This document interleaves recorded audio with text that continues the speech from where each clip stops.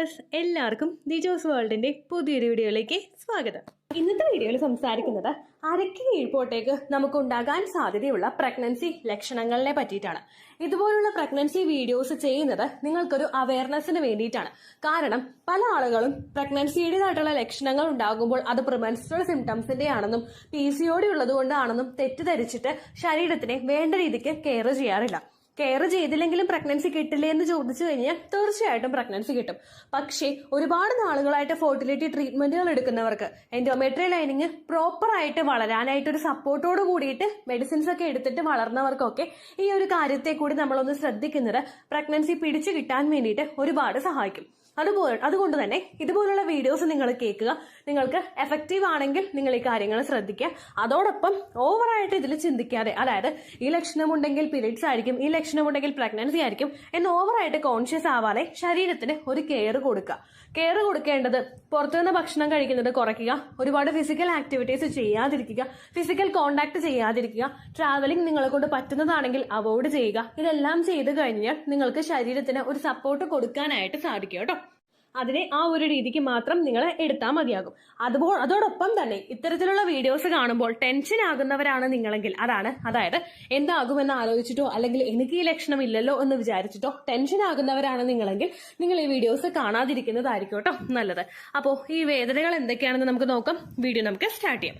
അരയ്ക്ക് കീഴ്പോട്ടെന്ന് പറയുമ്പോഴേക്കും അല്ലെങ്കിൽ പൊക്കിളിന് താഴേക്ക് എന്ന് പറയുമ്പോഴേക്കും ഏറ്റവും ആദ്യം നമുക്ക് വേദന വരുന്നത് നമ്മുടെ പെൽവിക്കിന്റെ ഭാഗത്താണ്, നമ്മുടെ ഇടുപ്പിന്റെ ഭാഗത്ത്, അടിവയറിന് തൊട്ട് താഴെയുള്ള നമ്മുടെ ആ ഒരു പോർഷൻ. പെൽവിക് പെയിൻ നമുക്ക് ഉണ്ടാവാനായിട്ടുള്ള പ്രധാനപ്പെട്ട കാരണം എന്ന് പറയുന്നത് നമ്മുടെ യൂട്രസ് എക്സ്പാൻഡ് ആവാനായിട്ട് തുടങ്ങുമ്പോഴേക്കും ശരീരത്തിൽ റിലാക്സിൻ എന്ന് പറയുന്നൊരു ഹോർമോൺ പുറപ്പെടുവിപ്പിക്കും. ഈ ഹോർമോൺ ഉണ്ടാവുന്നത് എന്തിനാണെന്ന് വെച്ച് കഴിഞ്ഞാൽ യൂട്രസ് എക്സ്പാൻഡ് ആവാനായിട്ടുള്ള ഒരു പ്രോസസ്സ് സപ്പോർട്ട് കൊടുക്കാൻ വേണ്ടിയിട്ടും മസിൽസും ലിഗമെന്റ്സും ഒക്കെ എളുപ്പത്തിൽ സ്ട്രെച്ച് ആകാനായിട്ടൊരു സപ്പോർട്ട് കൊടുക്കുന്നതിനും വേണ്ടിയിട്ടാണ് ശരീരത്തിൽ റിലാക്സിൻ എന്ന് പറയുന്ന ഒരു ഹോർമോൺ പ്രൊഡ്യൂസ് ആവുന്നത്. ഇതിന്റെ ഭാഗമായിട്ട് ആ ഒരു എൻഡോമെട്രിയൽ ലൈനിങ്ങും അറ്റാച്ച് ആയി കഴിഞ്ഞിട്ട് ഇംപ്ലാന്റേഷൻ നടന്ന് യൂട്രസ് സ്ട്രെച്ച് ആകാൻ തുടങ്ങുന്നതനുസരിച്ചിട്ട് അതിന്റെ ഒരു പുഷിംഗ് എഫക്ട് അല്ലെങ്കിൽ ഒരു വേദന നമ്മുടെ പെൽവിക്കിന്റെ ഭാഗത്തോട്ടും നിങ്ങൾക്ക് കിട്ടുന്നു. അതുകൊണ്ട് നിങ്ങൾക്ക് ആ ഒരു നേരെ അടിവയറിന് താഴെയുള്ള ആ ഒരു പോർഷനിൽ വേദന അനുഭവപ്പെടാനായിട്ട് ചാൻസ് ഉണ്ട് കേട്ടോ. അടുത്ത വേദന നിങ്ങൾക്ക് അനുഭവപ്പെടുന്നത് വജൈനൽ ഭാഗത്താണ്. നിങ്ങളുടെ ആ ഒരു ജെനിറ്റൽ പാർട്സിന്റെ ആ ഒരു സ്കിന്നിൽ നിങ്ങൾക്ക് കുത്തുന്നത് പോലുള്ള ഒരു വേദന അനുഭവപ്പെടുന്നു. ഷാർപ്പായിട്ട് വേദന വരിക, കുറച്ച് കഴിയുമ്പോൾ തന്നെ വേദന പോവുക, അങ്ങനെയായിരിക്കും നിങ്ങൾക്ക് ഉണ്ടാവുന്നത്. കണ്ടിന്യൂസ് ആയിട്ടൊരു വേദന ആയിരിക്കില്ല, വരിക പോവുക, അങ്ങനെയുള്ള ഒരു ടെൻഡൻസി ആയിരിക്കും നിങ്ങൾക്ക് ഉണ്ടാവുന്നത് കേട്ടോ. ഈ ഒരു വേദന നിങ്ങൾക്ക് ഉണ്ടാവുന്നതിന്റെ പ്രധാനപ്പെട്ട കാരണം ആ പെൽവിസിന്റെ ഭാഗത്തോട്ടുണ്ടാവുന്ന പ്രഷറും അതോടൊപ്പം തന്നെ നിങ്ങൾ പ്രഗ്നന്റ് ആകുന്ന സമയത്ത് സെർവിക്സിലോട്ടും നിങ്ങളുടെ വജൈനൽ പോർഷനിലോട്ടും ബ്ലഡ് സർക്കുലേഷൻ കുറെ അധികം ഉണ്ടാവാറുണ്ട്. ഈ ബ്ലഡ് സർക്കുലേഷൻ കൂടുന്നതിന്റെ ഭാഗമായിട്ട് നിങ്ങൾക്ക് നേരത്തെ ഉണ്ടായിരുന്ന സർക്കുലേഷനേക്കാളും കുറേം കൂടി വികസിക്കാനായിട്ട് തുടങ്ങും. നമ്മുടെ ബ്ലഡ് സർക്കുലേഷൻ പ്രോപ്പർ ആയിട്ട് നടക്കണമല്ലോ. ഈ വികാസം അവിടെ സംഭവിക്കുന്നതിന്റെ ഭാഗമായിട്ട് നിങ്ങൾക്ക് ആ ഭാഗത്തും വേദനയും അസ്വസ്ഥതയും ഒക്കെ അനുഭവപ്പെടാം. ഫസ്റ്റ് ട്രൈമസ്റ്ററിൽ നിങ്ങൾക്ക് ഈ ഒരു വേദന നല്ലതുപോലെ വിസിബിൾ ആയിരിക്കും. ദെൻ സെക്കൻഡ് ട്രൈമസ്റ്ററിന്റെ ഒരു മിഡിലില് കുഞ്ഞ് വളരുന്നതിനനുസരിച്ചിട്ട് ഈ ഒരു വേദനയുടെ വ്യാപ്തി നിങ്ങൾക്ക് വർദ്ധിക്കാനായിട്ട് ചാൻസ് ഉണ്ട്. കാരണം കുഞ്ഞ് പ്രഷർ കൊടുക്കുമ്പോഴും അതുപോലെ ലാസ്റ്റ് ട്രൈമസ്റ്ററിൽ കുഞ്ഞ് ആ നോർമൽ ഡെലിവറിക്ക് വേണ്ടി പ്രിപ്പയർ ആയി പൊസിഷൻ ഇങ്ങനെ മാറി മാറി വരുന്തോറും നിങ്ങൾക്ക് ഭയങ്കര ഷാർപ്പായിട്ടുള്ള വേദന വജൈനൽ പോർഷനിൽ ഫീൽ ചെയ്യാനായിട്ട് ചാൻസ് ഉണ്ട് കേട്ടോ. അടുത്ത വേദന നമുക്ക് ഉണ്ടാകുന്നത് ഇന്നർ തൈസിന്റെ പോർഷനിലാണ്. അതായത് നമ്മുടെ ആ ജെനിറ്റൽ പാർട്സിന് തൊട്ട് സൈഡിൽ തന്നെയുള്ള ആ തൈസിന്റെ നമ്മുടെ ആ ഒരു തുടയുടെ ഭാഗത്ത് ഇന്നർ പോർഷനിലായിരിക്കും വേദന കൂടുതലായിട്ടും അനുഭവപ്പെടുന്നത്. ഇതേപോലെ തന്നെ ബ്ലഡ് സർക്കുലേഷൻ കൂടുന്നതും ഓരോ ശരീരഭാഗങ്ങളിലോട്ടൊരു പ്രഷർ വരുന്നതിന്റെയും എഫക്ട് നമുക്ക് അനുഭവപ്പെടുന്നത് ലോവർ അബ്ഡമന്റെ പോർഷൻസിലും ലോവർ അബ്ഡമന് താഴെയുള്ള പോർഷൻസിലും ആയിരിക്കും. അതായത് അടിവയറിന് താഴെയുള്ള പോർഷൻസിലും ആയിരിക്കും കേട്ടോ. ഇതിന്റെ ഭാഗമായിട്ട് നിങ്ങൾക്ക് തൈസിലും വേദന അനുഭവപ്പെടാനായിട്ട് ചാൻസ് ഉണ്ട്. പീരിയഡ്സ് വരുന്ന സമയത്ത് നമുക്കൊരു ഫസ്റ്റ് ഡേയിലൊക്കെ തൊടയുടെ അവിടെയൊക്കെ വേദന ഉണ്ടാവില്ലേ, ഇതുപോലുള്ള വേദനയായിരിക്കും നിങ്ങൾക്ക് ഉണ്ടാകുന്നത്. അതൊരിക്കലും അതികഠിനമായിട്ടുള്ള വേദനയായിരിക്കില്ല, വരിക പോവുക അങ്ങനെയുള്ള വേദനയായിരിക്കും ഉണ്ടാകുന്നത്. ഇപ്പോൾ പീരിയഡ്സ് ആകുന്നതിന്റെ സെക്കൻഡ് ഡേയോ അല്ലെങ്കിൽ തേർഡ് ഡേയോ നിങ്ങൾക്ക് ബ്ലീഡിംഗ് കൂടുന്നതിന്റെ ഭാഗമായിട്ട് ഇന്നർ തൈസിന്റെ പോർഷൻസിൽ വേദന അനുഭവപ്പെടുന്നുണ്ടെങ്കിൽ ആ വേദന കുറച്ച് ഹെവി ആയിട്ടുള്ളതായിരിക്കും. പക്ഷെ ഇതെന്ന് പറയുന്നത് ലൈറ്റ് ആയിട്ടുള്ള നിങ്ങൾക്ക് അഫോർഡ് ചെയ്യാൻ പറ്റുന്ന തരത്തിലുള്ള ചെറിയ വേദനയായിരിക്കും കേട്ടോ ഉണ്ടാവുന്നത്. അടുത്ത വേദന അനുഭവപ്പെടുന്നത് നമ്മുടെ ലെഗിന്റെ പോർഷനിലാണ്. നമ്മുടെ മുട്ടുകാലിലും അതുപോലെ പാദത്തിനും മേളിലുള്ള ഒരു പോർഷനിലായിരിക്കും വേദന അനുഭവപ്പെടുന്നത്. നേരത്തെ ആ ഒരു ടോപ്പിക്സിലൊക്കെ പറഞ്ഞതുപോലെ തന്നെ ബ്ലഡ് സർക്കുലേഷൻ കൂടുതലായിട്ട് വരുന്നതും ന്യൂട്രീഷണൽ ഡെഫിഷ്യൻസീസ് നിങ്ങൾക്ക് ശരീരത്തിൽ ഉണ്ടാവുന്നതുമാണ് ഇത്തരത്തിലുള്ള കാലുവേദന ഉണ്ടാവാനായിട്ടുള്ള പ്രധാനപ്പെട്ട കാരണം. ഡിഹൈഡ്രേഷൻ ശരീരത്തിൽ ഉണ്ടാകുമ്പോഴും കുഞ്ഞു വളരുന്നതിന് വേണ്ടിയിട്ടുള്ള ന്യൂട്രിയൻസിന്റെ ഡെഫിഷ്യൻസി ശരീരത്തിൽ ഉണ്ടാകുമ്പോഴും അത് ഓവർകം ചെയ്യാനായിട്ട് നമ്മുടെ ശരീരം ഒരുപാട് ശ്രമിക്കും. അതിന്റെ ഭാഗമായിട്ട് കൂടുതൽ അബ്സോർപ്ഷൻ ശരീരത്തിലെ ഓരോ ഭാഗങ്ങളിൽ നിന്നും ഉണ്ടാകും. തന്മൂലം ആ അവയവത്തിന്റെ പെർട്ടിക്കുലർ ആയിട്ടുള്ള ആ ഒരു അവയവത്തിന്റെ പ്രവർത്തനത്തിനെ അതൊന്ന് റിഡ്യൂസ് ചെയ്യാൻ വേണ്ടിയിട്ട് കാരണമാകും കേട്ടോ. അപ്പോൾ ഈ ഒരു പോർഷനിൽ കാലിന്റെ ഭാഗത്തും നിങ്ങൾക്ക് കുത്തുന്നത് പോലെയൊക്കെ വേദന അനുഭവപ്പെടാനായിട്ട് ചാൻസ് ഉണ്ട്. ഒരുപാട് നേരം നിൽക്കുമ്പോഴേക്കും ആ മുട്ടുകാലിനും ആ പാദത്തിനും ഇടയിലുള്ള ഒരു പോർഷനിൽ നിങ്ങൾക്ക് വേദന ശക്തമായിട്ട് അനുഭവപ്പെടാം. അങ്ങനെ വേദനകളൊക്കെ വരുമ്പോഴേക്കും കുറച്ചു നേരം നിങ്ങളൊന്ന് റിലാക്സ്ഡ് ആവാനായിട്ട് ശ്രദ്ധിക്കുക. അതുപോലെ തന്നെ പ്രഗ്നന്റ് ആകുന്ന സമയത്ത് കാലിലും അടുത്തൊരു ലക്ഷണമായിട്ടുള്ള കാൽപാദത്തിലും നിങ്ങൾക്ക് വേദന അനുഭവപ്പെടാനായിട്ട് ചാൻസ് ഉണ്ട്. നമ്മുടെ ശരീരം പ്രഗ്നന്റ് ആകുന്ന സമയത്ത് കൂടുതൽ സെൻസിറ്റീവ് ആകുന്നത് കൊണ്ട് തന്നെ പെട്ടെന്ന് നമുക്ക് അസുഖങ്ങൾ ഉണ്ടാവാനായിട്ട് ചാൻസ് ഉണ്ട്. അതുപോലെ ഒരുപാട് നേരം നിൽക്കുന്ന സന്ദർഭങ്ങളിൽ നിങ്ങൾക്ക് കാലും കാലിന്റെ ഉപ്പൂറ്റിയും ഭയങ്കര വേദന അനുഭവപ്പെടാനായിട്ടും ചാൻസ് ഉണ്ട്. പ്ലാന്റാർ ഫേഷ്യാറ്റിസ് എന്നൊരു ബുദ്ധിമുട്ട്, അതായത് നമ്മുടെ ഉപ്പൂറ്റിയിൽ നീർക്കെട്ട് വീഴുന്ന ഒരു ബുദ്ധിമുട്ട് പ്രഗ്നന്റ് ആകുന്ന സമയത്ത് പല സ്ത്രീകൾക്കും ഉണ്ടാവുന്നതാണ്. പ്ലാന്റാർ ഫേഷ്യാറ്റിസിന്റെ ഒരുപാട് രൂക്ഷവശങ്ങളിലോട്ട് പോയ അത് അനുഭവിച്ച ഒരാളാണ് കേട്ടോ ഞാൻ.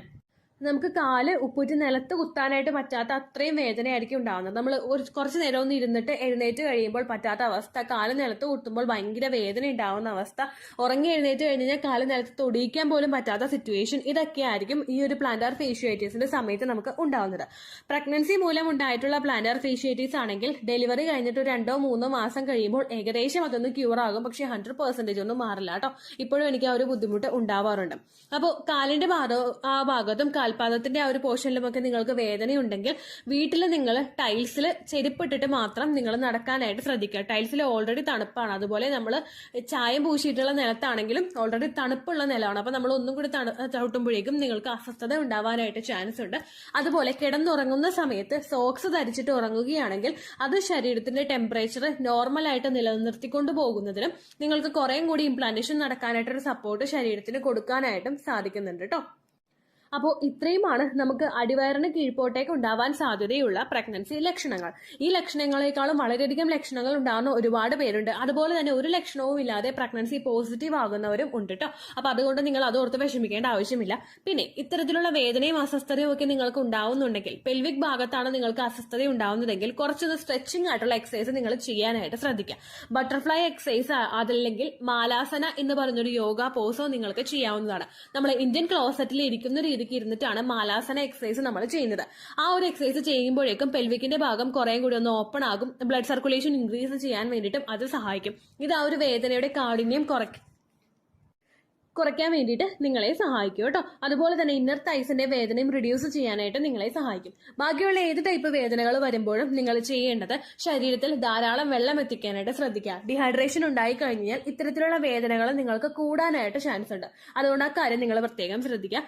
അതുപോലെ തന്നെ ഇത്തരത്തിലുള്ള വേദനകൾ കണ്ടു തുടങ്ങിക്കഴിഞ്ഞാൽ ന്യൂട്രിയൻസ് അടങ്ങിയിട്ടുള്ള ഭക്ഷണം നിങ്ങൾ ധാരാളം കഴിക്കാനായിട്ട് ശ്രദ്ധിക്കുക. അയേൺ, ഫോളിക് ആസിഡ്, കാൽസ്യം, ഈ കാര്യങ്ങൾ നിങ്ങൾ മസ്റ്റ് ആയിട്ട് എടുക്കേണ്ട പ്രിനേറ്റൽ വിറ്റമിൻസ് ആണ്. ഇത് നിങ്ങൾ കണ്ടിന്യൂസ് ആയിട്ട് എടുത്തിട്ടില്ല എങ്കിൽ, അല്ലെങ്കിൽ പ്രഗ്നന്റ് ആകുന്ന സമയത്ത് നിങ്ങൾ അത് എടുക്കുന്നതിൽ മുടക്കം വരുത്തിയിട്ടുണ്ടെങ്കിൽ അത് കുഞ്ഞിന്റെ ഓരോ വളർച്ചയിലും നമുക്ക് തിരിച്ചറിയാനായിട്ട് സാധിക്കും. അതുപോലെ തന്നെ കാൽസ്യത്തിന്റെയൊക്കെ മെഡിസിൻ പ്രോപ്പർ ആയിട്ട് നിങ്ങൾ എടുക്കുന്നില്ല എങ്കിൽ നിങ്ങൾക്ക് നടുവേദന, അല്ലെങ്കിൽ കാലുവേദന, കൈവേദന, കഴുത്ത് വേദനയൊക്കെ ഭയങ്കര ഹെവി ആയിട്ട് അനുഭവപ്പെടാനായിട്ടും ചാൻസ് ഉണ്ട് കേട്ടോ. അപ്പൊ ഇത്രയും കാര്യങ്ങൾ നിങ്ങൾ ശ്രദ്ധിച്ചേയുള്ളൂ. വീഡിയോ യൂസ്ഫുൾ ആയി കാണുമെന്ന് വിശ്വസിക്കുന്നു. യൂസ്ഫുൾ ആവുന്നുണ്ടെങ്കിൽ ലൈക്ക് ചെയ്യുക, ഫ്രണ്ട്സിനൊക്കെ ഷെയർ ചെയ്ത് കൊടുക്കുക കേട്ടോ. എന്തെങ്കിലും സംശയം ഉണ്ടെങ്കിൽ നിങ്ങൾ കമന്റ്സിൽ ചോദിക്കുക. പണ്ടത്തെ വീഡിയോയ്ക്ക് കമന്റ്സ് ഇടുന്നവർക്ക് റിപ്ലൈ ലഭിക്കുന്നില്ലെങ്കിൽ ലേറ്റസ്റ്റ് ആയിട്ട് ഞാൻ ഏത് വീഡിയോ ആണോ അപ്ലോഡ് ചെയ്യുന്നത് അതിന് താഴെ കമന്റ് ഒന്ന് കോപ്പി പേസ്റ്റ് ചെയ്യാനായിട്ട് ശ്രദ്ധിക്കുക കേട്ടോ. അതുപോലെ ഓവുലേഷൻ ഡേറ്റ് കാൽക്കുലേറ്റ് ചെയ്ത് തരാനായിട്ട് റിക്വസ്റ്റ് ചെയ്യുന്ന ആളുകൾ എത്രയാണോ സൈക്കിൾ ലെങ്ത് അത് മെൻഷൻ ചെയ്യാനായിട്ട് ശ്രദ്ധിക്കുക. സൈക്കിൾ ലെങ്ത് എന്നതുകൊണ്ട് ഉദ്ദേശിച്ചത് ഓരോ മാസവും എത്ര ദിവസം കൂടുമ്പോഴാണോ ബ്ലീഡിങ് വരുന്നത് അതാണ് സൈക്കിൾ ലെങ്ത്.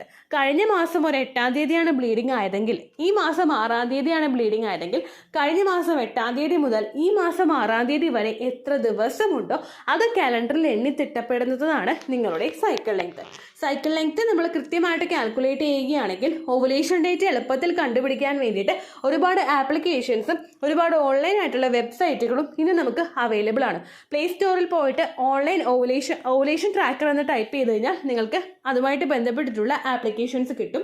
അത് പറ്റുന്നില്ല എങ്കിൽ ഗൂഗിളിൽ പോയിട്ട് ഓൺലൈൻ ഓവുലേഷൻ കാൽക്കുലേറ്റർ എന്ന് ടൈപ്പ് ചെയ്ത് കഴിഞ്ഞാൽ അതുമായിട്ട് ബന്ധപ്പെട്ടിട്ടുള്ള വെബ്സൈറ്റുകൾ നിങ്ങൾക്ക് കിട്ടും. അതിൽ നിങ്ങളുടെ ലാസ്റ്റ് മന്തിലെ മെൻസ്ട്രേഷൻ്റെ ഡേറ്റും ഒപ്പം ഞാൻ ഈ പറഞ്ഞ രീതിക്ക് നിങ്ങൾ കാൽക്കുലേറ്റ് ചെയ്യുന്ന സൈക്കിൾ ലെങ്ത്തും എൻ്റർ ചെയ്ത് കൊടുക്കുകയാണെങ്കിൽ നിങ്ങൾക്ക് കൃത്യമായിട്ട് ഓവുലേഷൻ ഡേറ്റ് കണ്ടുപിടിക്കാനായിട്ട് സാധിക്കും. ഫെർട്ടൈൽ ടൈം പീരീഡും നിങ്ങൾക്ക് കിട്ടും. അതായത് എത്ര ദിവസം മുതൽ കോൺടാക്ട് ചെയ്ത് തുടങ്ങിക്കഴിഞ്ഞാൽ നിങ്ങൾ പ്രഗ്നൻ്റ് ആകും എന്നുള്ളൊരു ഡേറ്റും നിങ്ങൾക്ക് പ്രോപ്പറായിട്ട് കിട്ടും കേട്ടോ. ഇത് കാൽക്കുലേറ്റ് ചെയ്യുന്ന സമയത്ത്, സൈക്കിൾ ലെങ്ത് കാൽക്കുലേറ്റ് ചെയ്യുന്ന സമയത്ത് നിങ്ങളുടെ ആ ഒരു കലണ്ടറിൽ നോക്കി തന്നെ നിങ്ങൾ കാൽക്കുലേറ്റ് ചെയ്യുക. പല മാസങ്ങളിലും 30-31 ദിവസമുണ്ട്, അതുകൊണ്ടാണ് അങ്ങനെ പറഞ്ഞത്. ഒപ്പം നിങ്ങൾക്ക് ബ്ലീഡിങ് തുടങ്ങിയ ദിവസത്തിന് വേണം നിങ്ങൾ ഡേ 1 ആയിട്ട് എടുക്കാൻ വേണ്ടിയിട്ട്. സ്പോട്ടിങ് തുടങ്ങിയ ദിവസത്തിനെ, അതായത് ചെറുതായിട്ട് ഡിസ്ചാർജ് പോയി തുടങ്ങിയ ദിവസത്തിനെ നിങ്ങൾ കൺസിഡർ ചെയ്യേണ്ട ആവശ്യം ഇല്ല കേട്ടോ. അപ്പോൾ ഇത്രയേ ഉള്ളൂ വീഡിയോ. അടുത്തൊരു വീഡിയോ ആയിട്ട് നമുക്ക് വീണ്ടും കാണാം. ബൈ.